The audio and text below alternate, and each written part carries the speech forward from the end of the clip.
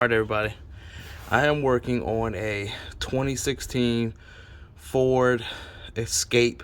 This is the 2.0 turbo. This car keeps getting an Evap error. I replaced the Evap hoses in the engine, but I kept getting the error. So if you're getting that same issue, right up in there, there's a blank spot. Let me see. Let's shine the light on it. See that blank spot right there? That had this in it. That is another Evap control module for the gas tank. That is what you need to replace to get rid of that air sensor. It is a bit of a pain in the ass. You're going to have to undo a couple of hoses, and then the filler neck. You're going to have to unscrew the filler neck, push that off to the side, and that'll give you enough working room to take out the old one. It's held in by a couple of little hold down clips. You just need a screwdriver and it pops right out.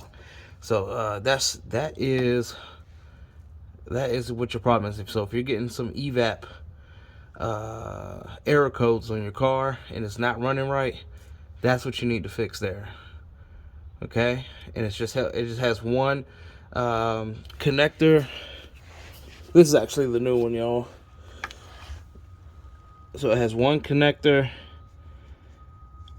And you see, it just has some of these little these little clips that hold it down in place. And that's it. This is all it is. About 37 bucks at AutoZone.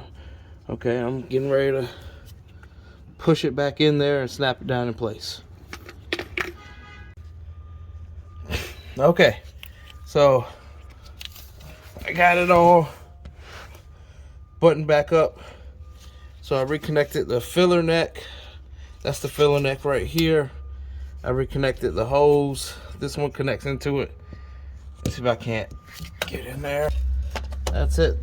That where you see that hose at? That hose is it right there. And then I reconnected there's a connector on top of it. So it's all back in place. Snap back in. When you push that piece, the new Evap sensor in,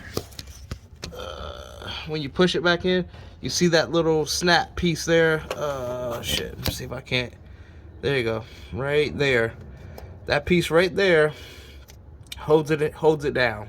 So when it goes in place, it'll snap on the front and on the back. There's only two of them holding it down. So it snaps back in.